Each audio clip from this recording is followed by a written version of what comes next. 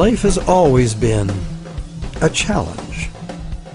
When one has a problem and wishes to solve it, first one must determine what is the root cause of the problem.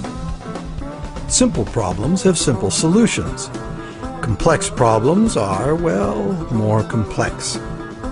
An obvious problem with our current financial system is that it rewards greed and corruption. Greed and corruption seem to be everywhere. But are greed and corruption the root causes of the problem, or are they the result of the way the system is built? Logically, one should first ask, are there built-in reasons why the system works the way it does? And if there are, can they be built out?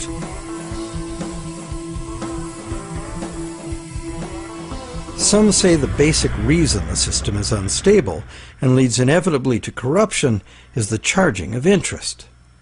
As explained earlier in this series, in our current bank credit as money system, the principal amount of a bank loan is simply created from the borrower's promise to pay back the principal plus interest in money.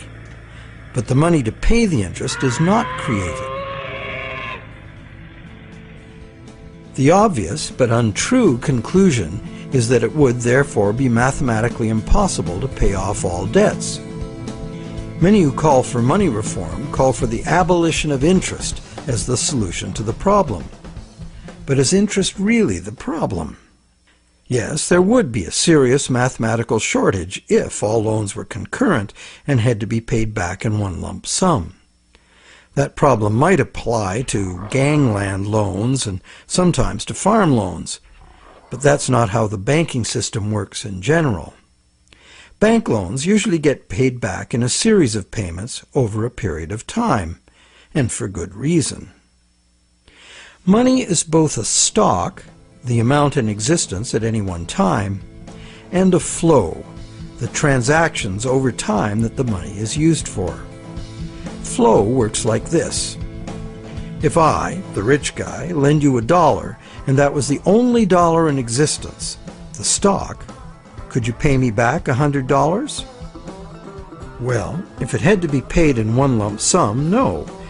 That other $99, the interest on the loan, would be impossible to pay. It would be impossible to pay even in $2 payments, because there is only $1 in existence. But if I let you pay me the $100 in $1 payments, magic happens. In fact, in $1 payments, you could pay me back any amount of interest if you lived long enough. The only condition required to make full payment of a $100 debt with only $1 in existence is that I give you the opportunity to earn or otherwise get that dollar back each time you pay it to me. This is the flow, and by means of the flow, the same dollar can be paid any number of times and becomes effectively many dollars, all legitimately representing the work done to earn them. It is always the work, the real value, that pays the debt and gives the dollar its value, not the dollar itself. The relationship in our example is dreadfully unequal, because the man with the money has enslaved the man without it, just like the real world, some would say. But a simple loan at interest need not produce a shortage of money or cause unpayable debt if flow is 100%, as in our example. Flow is the real measure of economic activity. It's much more significant than the stock in a money system, as it multiplies the effective money in circulation. Given that today we use an exclusively debt money system, what is flowing in all these transactions is credit or promises to pay money. This credit is ultimately nothing more than the promises of borrowers to pay this credit back, usually according to a time schedule and usually with interest added. To pay this credit back, most of us will have to work and earn it by being productive. So, therefore, the real value of the money that flows in our economy today is created by our promises of future productive work. We take a loan in order to have something now rather than later. We agree to pay interest on into the future, thus reducing our future spending power, often by more than the amount of the original loan. However, with an understanding of flow, we see that there's no intractable arithmetic problem with the charging of interest. The problem is a social and systemic one.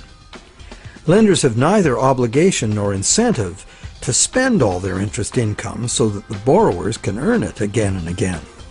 In fact, money lent once into existence is lent as existing money a second and a third time in expectation of more gain.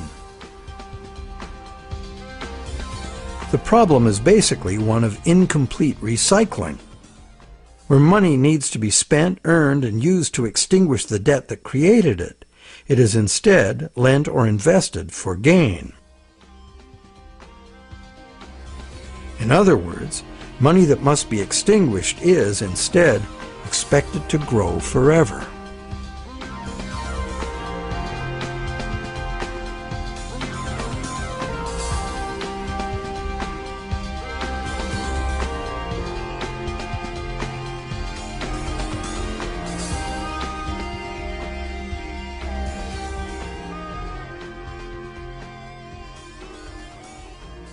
Here's another simple example of a basic mechanism inherent to all lending. Let's say I lend you $100 and you spend it into circulation. It eventually ends up in the possession of someone who doesn't need to spend it and decides to lend it instead.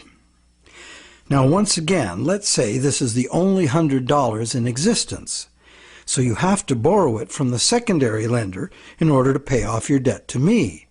But now you have to borrow it from me to pay the secondary lender. This twice-lent money has become a perpetually unpayable debt. This debt can never be extinguished, nor even reduced without a default. Notice that interest doesn't even enter into this equation.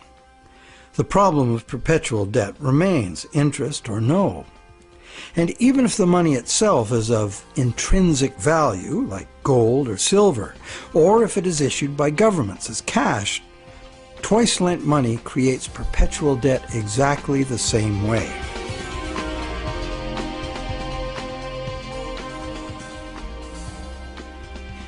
When the same money is lent at interest, several times simultaneously, not only is the debt perpetual, society as a whole is paying moneylenders multiples of the interest rate for the use of the same money.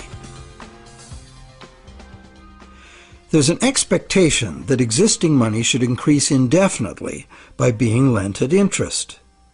But this requires us to mentally divorce the money from the debt from which it came.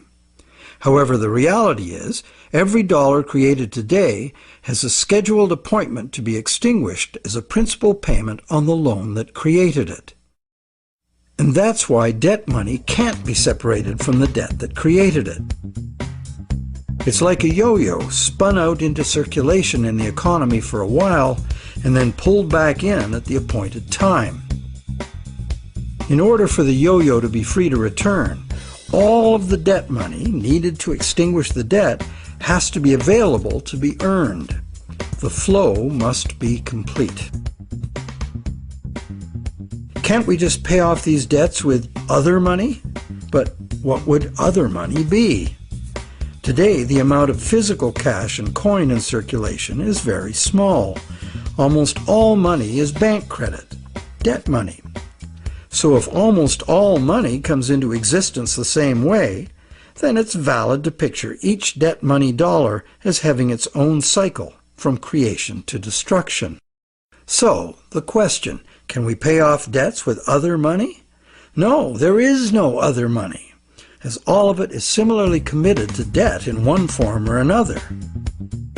Therefore, the only way to ensure current payments can be made is to constantly increase the total amount of money in the system.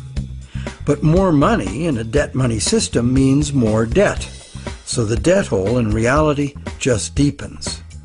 Since debt is money in this system, it creates the fantasy of wealth for a while, but fantasies must come to an end.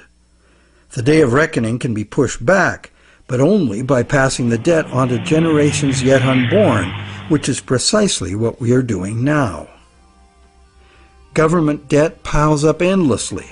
Corporate debt piles up. Consumer debt, too. As long as total debt keeps increasing, the system can stay ahead of the debt monster. But all of this debt is an absurd fantasy that our descendants will surely never repay. Nor would they be advised to, as repayment of debt would eliminate the money stock and plunge the world into a depression. Once real growth levels off due to the inherent limits of human productivity or the limited resources of a finite planet, this growth-dependent money system can only resolve its impossible arithmetic in a destruction of value. This can either happen through a deflationary spiral of credit defaults and falling prices, or by the devaluation of the money unit.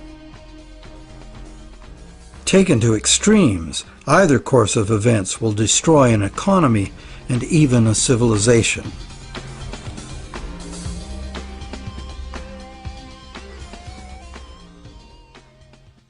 The only other choice is debt forgiveness. In the ancient world, a regular debt jubilee, society-wide forgiveness of debts, was a common practice to deal with these unavoidable problems with lending. It was considered normal, even by the rich and powerful, that the general good of society took precedence over the rights of those rich enough to be lending money for profit.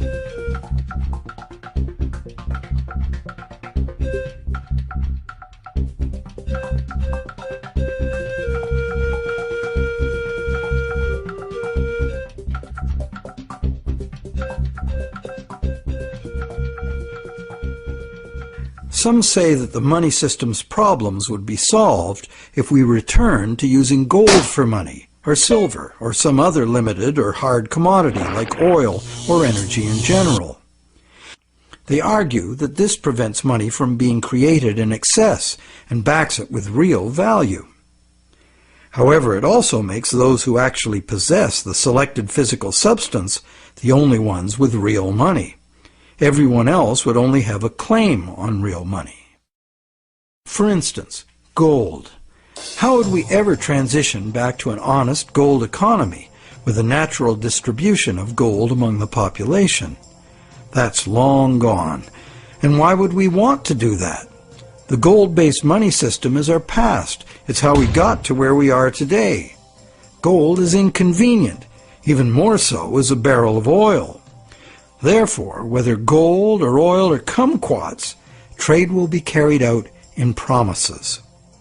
The real question is, if we are going to trade using promises of delivering something of real value, why gold?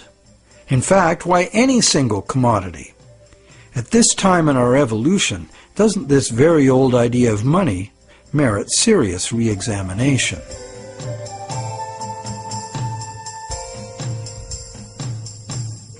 It can be argued that our current elastic debt money is backed by real value, every bit as meaningfully as gold. That's because money, most of which is created as mortgages, represents the value of the assets pledged as collateral. So is bank credit money actually a claim on the real estate pledged to create it? Not directly. Bank credit money can be a claim on anything. Now, anything includes the real estate pledged as collateral, so it can be a claim on the real estate that was pledged to create it. So how is a promise of real estate any less valid than a promise of gold? Both gold and real estate can change value relative to other commodities. Neither is a permanent standard. In fact, there can never be a permanent standard of value because value is always subjective and variable. So it would seem that the crucial difference between a claim on gold and bank credit is that bank credit is not a claim on any specific real thing, while the promise of gold is. The promise of gold has to be a promise of a specific amount of a specific real thing from a specific promiser. Isn't that the essential reason why many people would consider a promise of gold the better promise? But that is only true if the promise is reliable and what is delivered is really gold. with the discovery that some of the gold bullion sitting in central banks is actually relatively worthless tungsten plated in gold, the whole argument that gold is the most solid, reliable money is shown to be neither solid nor reliable. Precious metal is susceptible to counterfeiting, it's heavy, and it's vulnerable to theft. So to return to commerce via the physical exchange of precious metal coins would mean civilization had reverted to a pre-electronic level of technology. In the absence of such a collapse, the economy would still wind up running on promises just as it does now. So once again, money would only be as good as the promises made, and there would be no need of actual precious metal coins if all transactions were carried out with promises.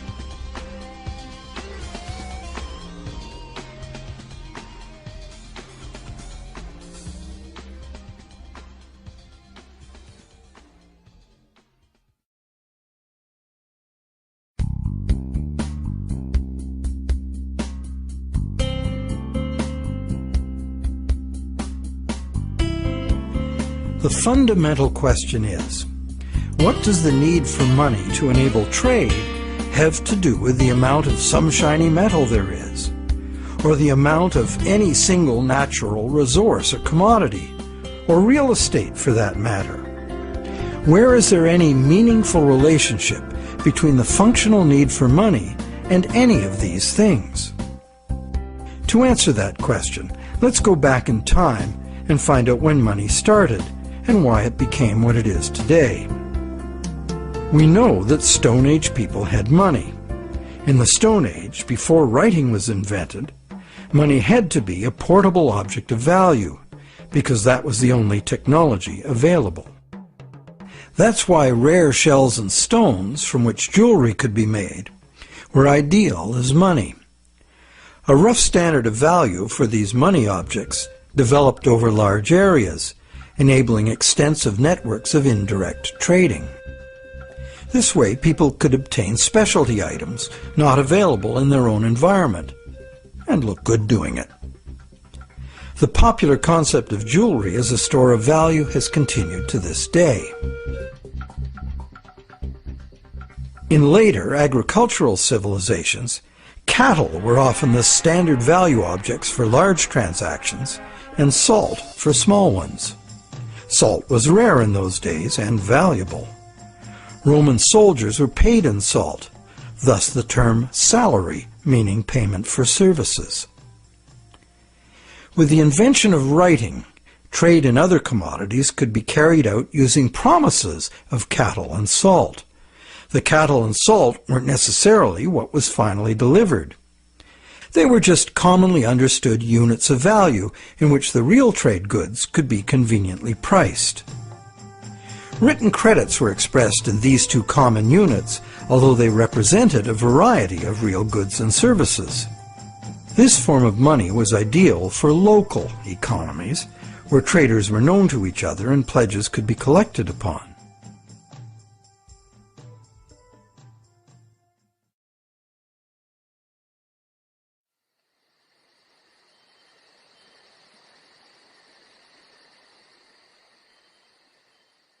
Agricultural surpluses allowed some people to leave the farming to others and specialize in particular crafts.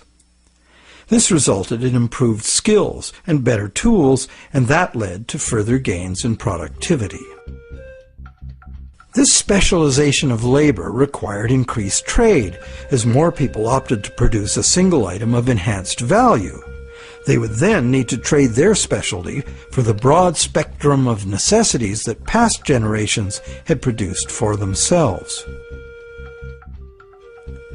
But direct barter was inefficient. So more trade led to a greater need for money. Over many centuries, various forms of money were tried. Eventually, gold and silver coins proved to be the most useful money objects because they were conveniently portable and similarly valued across large areas of the civilized world. They were also easily standardized for weight and purity, and did not require enforcement of value by some authority, nor redemption in goods from someone far away. Thus, for very good reasons, gold and silver became the universally successful international currencies, accepted as final payment of debt almost everywhere.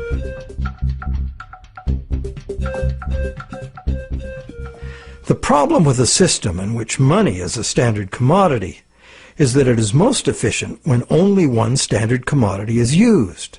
But if you do that, it makes the value of money exclusively dependent on the quantity of that one commodity in relation to all other commodities. For example, the Spanish thought they would be fabulously wealthy with all the gold they stole from the Aztecs and the Incas, and then turned into money back home. But when the gold got back to Europe, sure, the amount of gold increased, but it didn't increase real productivity in proportion. Fertilizer would have been more useful for that. So because there was no big increase in real stuff to buy with it, the value of gold decreased, and the Spaniards discovered that gold had no absolute money value in itself, as many people had imagined it would. Its value was determined by its abundance relative to the value of real goods and services to be bought. Yet many continue to argue that the value of gold, a luxury item of no practical use to most people, should be the measure of value for all the real goods and services essential to our lives. While some campaign for a return to gold, others mistakenly believe that today's money still does represent gold held in a vault somewhere. That hasn't been true for decades.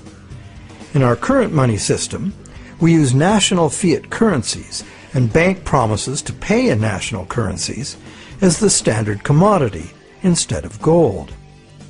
National currencies used to be promises to pay in gold or silver, but way more promises were made than could be honored, so that system fell apart. Today, national currency is just legally enforced money, what they call fiat money. That is, it's money you have to accept because the government says so. To many, this government fiat money is just worthless paper. But is it really? We can pay our taxes with it, and governments, especially local ones, provide essential services paid for with those taxes, like roads, schools, hospitals, libraries, police, and military.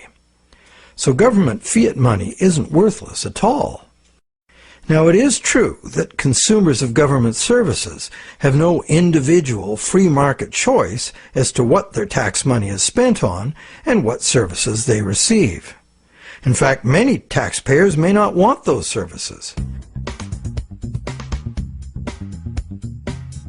So therefore, this money can rightly be accused of being monopolistic, coercive, and socialist. But government is coercive, monopolistic, and socialist by nature, isn't it? What else should it be? Government in a democracy or a republic is ideally a single authority, empowered by society to enforce laws agreed upon by society for its own collective benefit. In a free market economy, government must provide the level playing field of law within which the free market can function. And it also has to provide the referees to enforce the rules of the game. Those who are nostalgic for the freedom of the frontier should recall that the first thing early settlers usually did was elect a sheriff and build a jail and collect taxes to pay for both, for good reason. So government fiat money isn't inherently worthless by nature.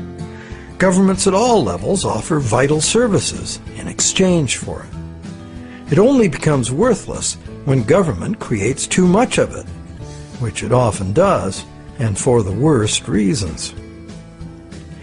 While many reformers are fixated on the differences between gold and fiat currency, what's more important is the essential similarity. Being single, uniform commodities, gold, silver, national currencies, and bank credit all share the characteristic common to monies for millennia past. The more money there is, relative to the real things available to buy, the less the money unit is worth. Thus, the total quantity of money in circulation is extremely important to maintaining the general price levels. And today, this quantity is largely determined by the demand for new money to purchase real estate and speculative equities. This makes the supply of money for general trade particularly vulnerable to real estate and stock market bubbles.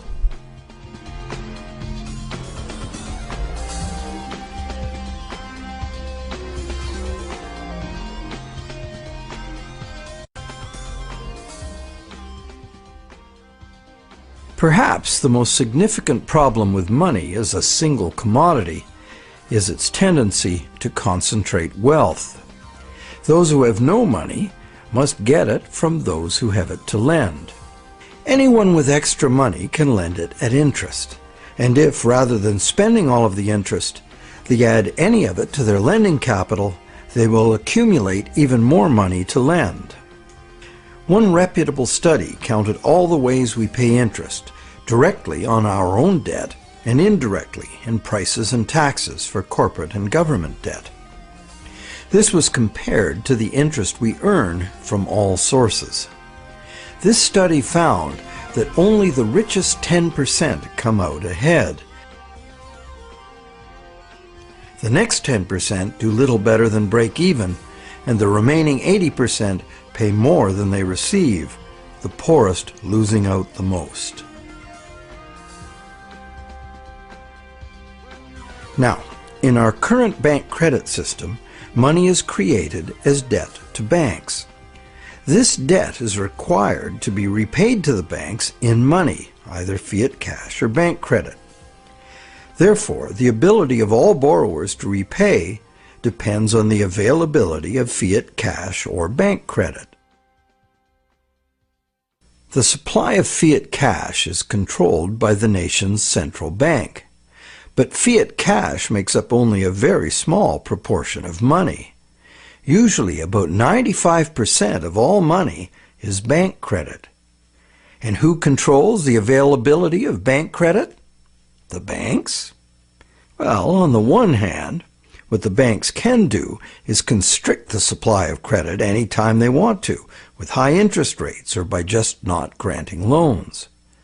On the other hand, the banks can lower interest rates and encourage borrowing, but they can't expand the money supply unless borrowers are willing to borrow. If cautious and reliable borrowers are in short supply, banks must take bigger risks, as interest must be paid to depositors and banks cost money to run. The bank credit money supply is, as they say, highly elastic. And because it's based on the willingness of borrowers to borrow and the reliability of borrowers' credit, it is vulnerable to both rapid expansion and drastic shrinkage. Also, everyone is legally obliged to pay in money. Now, money in reality is just an accounting of debt, and accounting follows strict rules, so the whole situation is governed by inflexible numbers. That's why a sudden shrinkage in the money supply caused by some defaults has the inevitable follow-up effect of causing more and more defaults and even more shrinkage of the money supply. This self-reinforcing downward suction leads us into economic collapse and the economic and social absurdity of unemployed, dispossessed people camping outside their empty, vandalized homes. And what does the government do about it? It loads bankrupt taxpayers with astronomical fantasy debt that will never even be reduced, never mind paid off.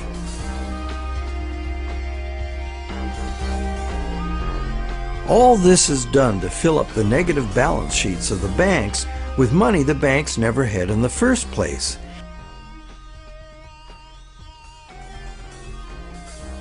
And then they use it to pay themselves obscene bonuses.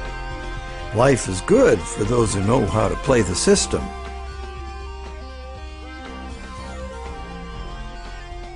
The bailout scam was the biggest daylight robbery in the history of the world. So far.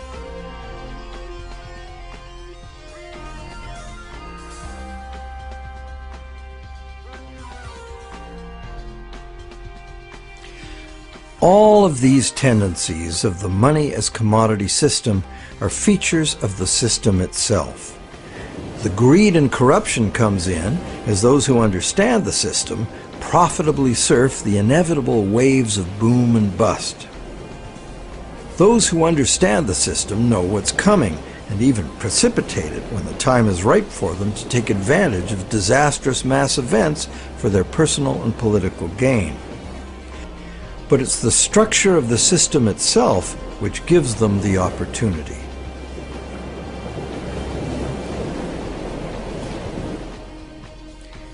And they have taken this opportunity over and over again since ancient times. People complain of the injustice, blame each other, blame the left or the right or whoever the scapegoat of choice is. But they never really catch on to the reasons this keeps happening. That's because most of us shy away from trying to understand the true nature of money and of freedom. The basis of freedom is essentially the freedom to exchange goods, services, ideas. If you create something in proven demand, you and only you should have the right and the freedom to create and spend the credit money needed by someone to buy it.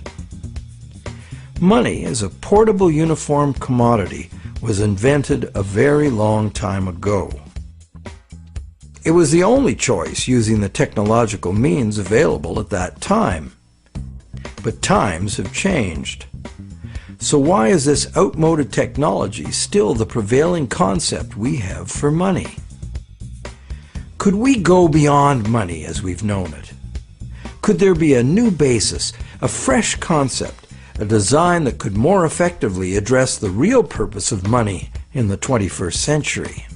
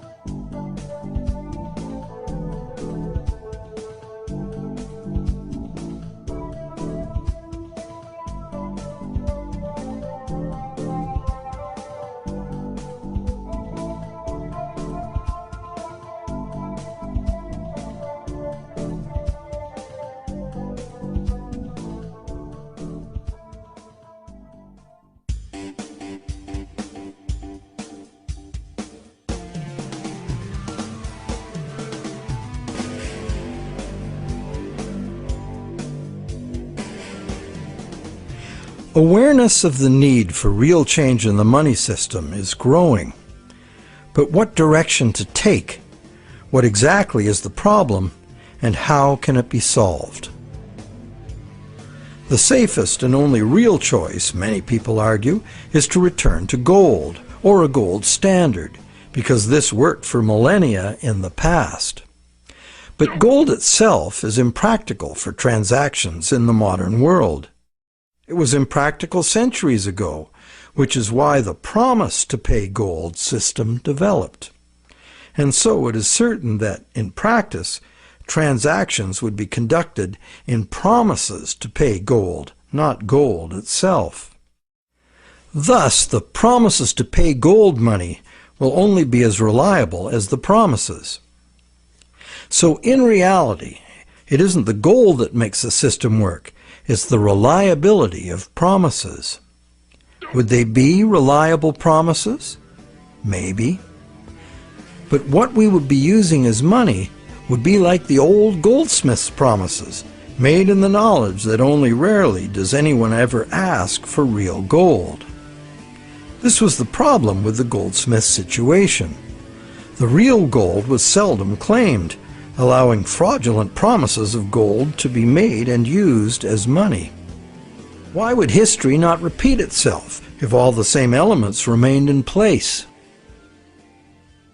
Another thing, what most people say they like about the gold system is that promise of gold money is a promise of a specific amount of real value. Now this is an odd idea, given that the vast majority of us have no use for gold, so how much real value can it have for us? Wouldn't a promise redeemable in food, clothing, or shelter be much more real? People also like the idea that gold is just gold, doesn't need a government to create it. However, it does need miners.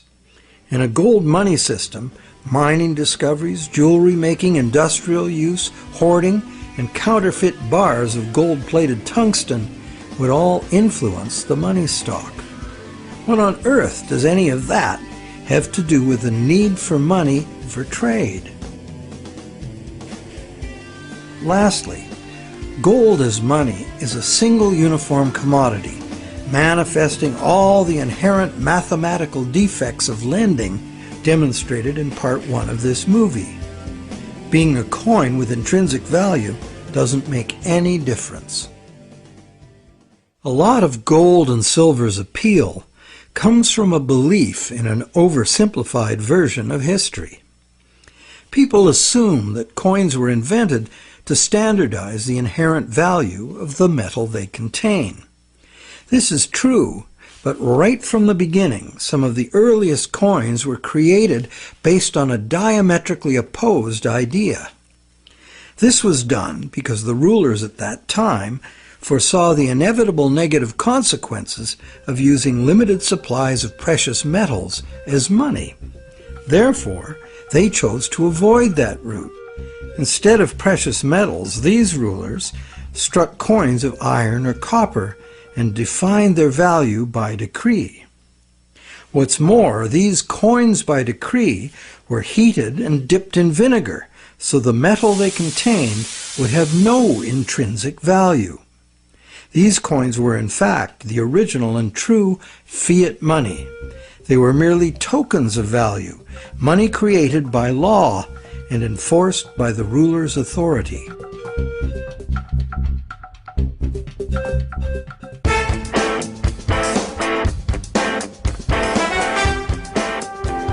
Pure fiat money is the other main idea favored by money reformers. They would restore fiat money to its true status as a national government monopoly on money creation. This current of money reform, in stark contrast to the gold advocates, insists that true money is fiat money by authority of the state. This money is to be simply spent into existence as a promise by the state to accept the same money back in payment of taxes. The taxes are compulsory, and the state also promises to enforce the acceptance of this money in court. These are very reliable promises and can result in very reliable money. if not abused. The problem these fiat money reformers have with the current system is that government has given away this power to private bankers and is now borrowing at interest money it could create itself with a few keystrokes, just like the banks do. This results in a massive unpayable national debt on which interest will forever be paid. This ever-growing national debt expands the money supply when new money is created by the central bank to buy more government debt. And the interest burden, passed on through taxes, adds to the cost of almost everything we buy, one way or another. In contrast to money being created as national debt, fiat money, simply spent into existence, would save the taxpayers immense sums of interest. It would free future generations from impossible debt, and it would forestall the tendency to inflation because the money supply would not grow forever with the national debt, as there would be no national debt. In the fiat money system, taking fiat money out of circulation by means of taxes preserves or restores the value of the remaining money in circulation. Not taxing it back sufficiently would devalue it. Understanding the proper use of government fiat money is a revelation. If you can charge prices or taxes for something in the future, you can issue that much new money now, because it is your valuable services to others and the reliability of your promises that create the real value of any money. The government can honor its promises to accept its money back in taxes, and it will make your debtors pay you in government fiat money if you take them to court. These are good reasons why government-issued money works now, and why it would work if governments just self-issued this credit instead of borrowing it from banks. But in this pure fiat money system, the money supply must still be determined by central authority. Therefore, the money supply is still limited, monopolistic, and managed from above. They have the power to create money, and you have to get the money from them. They also have the power to create way too much money and spend it on wars and other unproductive activities without the approval of those whose productivity gives that money its value. In the current system, these inflationary debts are now beyond absurd, threatening to crash the entire system and drag the whole world into chaos. To save themselves, governments are now laying impossible claims upon the productivity of generations yet unborn, a truly hopeless cause given the overall world situation. Witnessing government performance to date, many people believe that returning the full power to create money to corrupt, incompetent politicians would not only fail to solve our problems, it would be the height of insanity. It would really all depend on the quality of the people in government. Fiat money reformers believe there would have to be a substantial revolution in government to wrest this power back from the banks.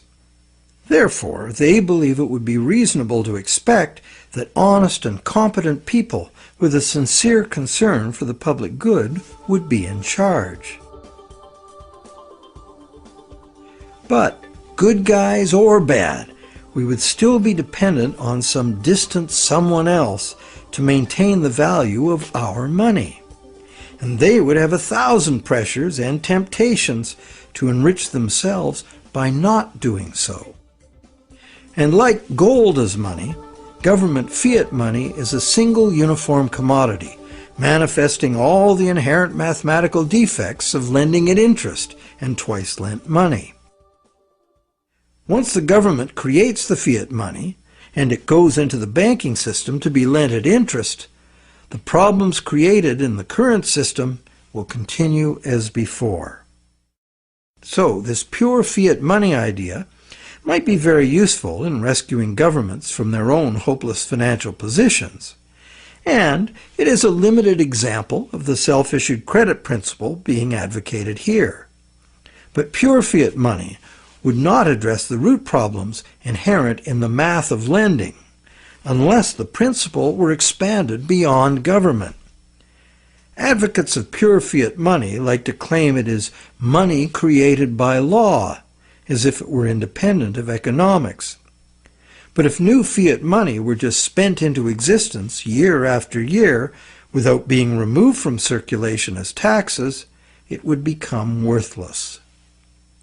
What these fiat reformers tend to ignore when quoting history is that in ancient money created by law systems, the prices of critical commodities were also dictated by law. In fact, the value of money was defined by the ruler as so much of a certain commodity. Charge more or less for the designated commodities and it could be off with your head. Today, price controls like this could only be achieved in a self-isolated and totally bureaucratically controlled economy like Soviet communism. In a free market global economy, money created by law is bound by the same laws of supply and demand as any other single uniform commodity money. In other words, pure fiat money in a free market is an illusion. There's no such thing.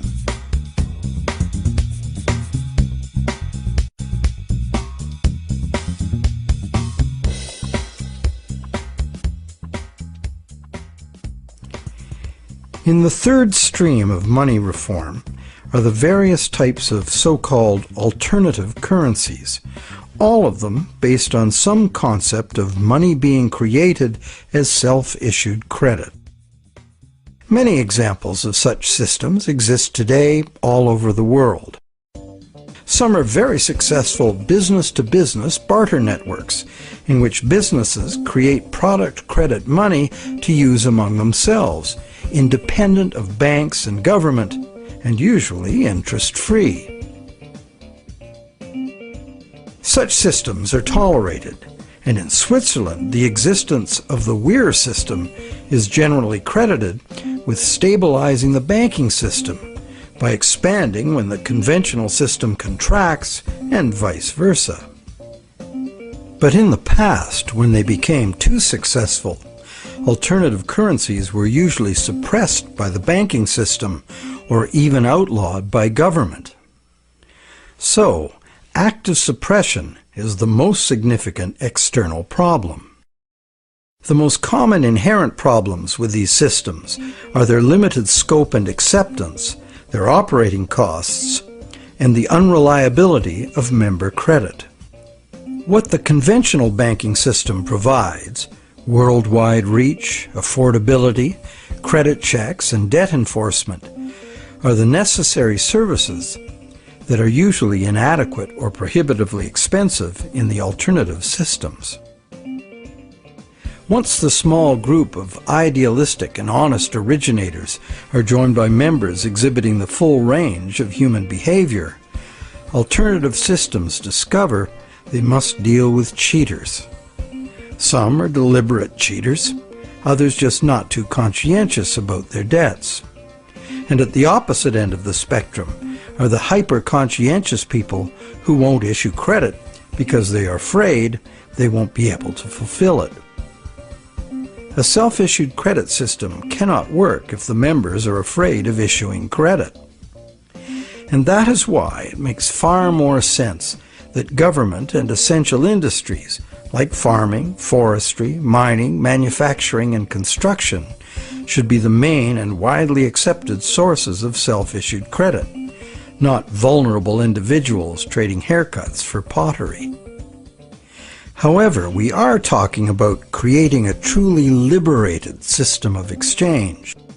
Therefore, in this proposed new system, anyone would have the freedom to issue credit, because only voluntary acceptance would determine the circulation of it. The costs of accounting in self-issued credit systems could be overcome entirely by emerging technologies, allowing the creation of a digital coin.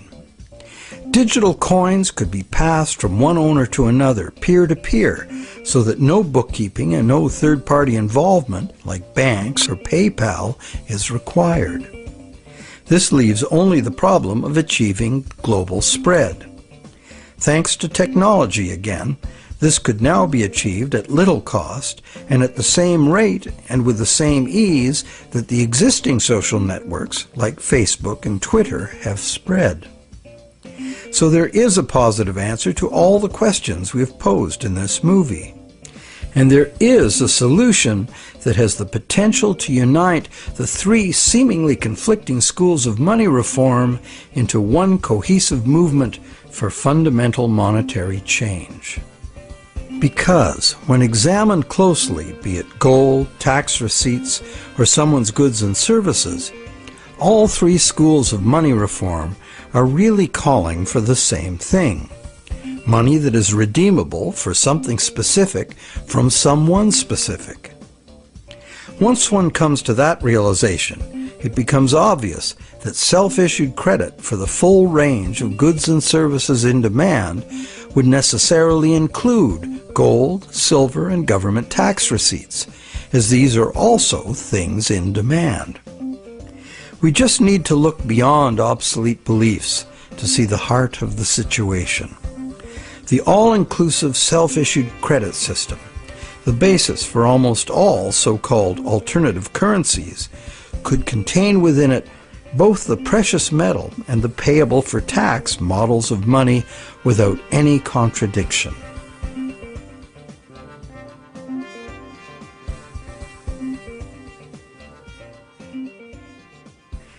Money has both religious and social histories that are fascinating and go well beyond just the need for trade. But for our practical purposes in this presentation, money is the invention that overcame the limitations of direct barter. Money is, therefore, a technology, a way to solve a problem. Most of us would agree that we have a problem with our money system. This is no surprise once we realize the current system was designed by bankers in their own interest, and governments wanting to pump out artificial money to wage war and pay for it with the hidden form of taxation called inflation. It was not a well-thought-out project of mathematicians and engineers seeking to create a money system for the general benefit of humankind. There are now many people, including mathematicians, engineers, and even cartoonists, trying to rethink money as the need to do so becomes obvious. In this presentation, we've proposed that we return as close to direct barter as we can, because doing so would anchor the money system directly to the real-world things we want to exchange. The destructive flights of fantasy money that have brought the current system to its breaking point would not be possible. Self-issued credit is not a new idea. It is, in fact, an idea as old as numbers and written record-keeping. That is very old. However, only with our new technologies can it finally achieve its full potential as an international medium of exchange. And this transformation is already underway. Extensive electronic barter networks, some with their own currencies, exist among businesses right now. These could grow into a new global money system. In Canada, Canadian Tire money has been a self-issued credit for goods currency for decades. This money is redeemable for merchandise at Canadian Tire stores only, but is widely exchanged as payment by third parties because almost everyone eventually buys something at Canadian Tire. Like air miles and other bonus point systems, it is only a customer reward program at present. But anything that can serve the purpose of money can be money. Private enterprise self-issued credit money already exists in several forms all over the world, and more private enterprises are going in this direction. Money becomes money by acceptance. So one could say, The path to freedom lies before us if we can only accept new and broader ideas of what money is. Looked at logically, why wouldn't a legally binding contract for delivery of specific goods and services from a specific supplier be much more acceptable as a medium of trade than the much abused government bank monopoly money we are using now? And does it not seem natural and logical that the source of money should be the same as the source of real wealth, the productive members of society? And does it not seem natural and logical that the value of anyone's credit should be determined solely by their own proven success at living within their means, no one else's?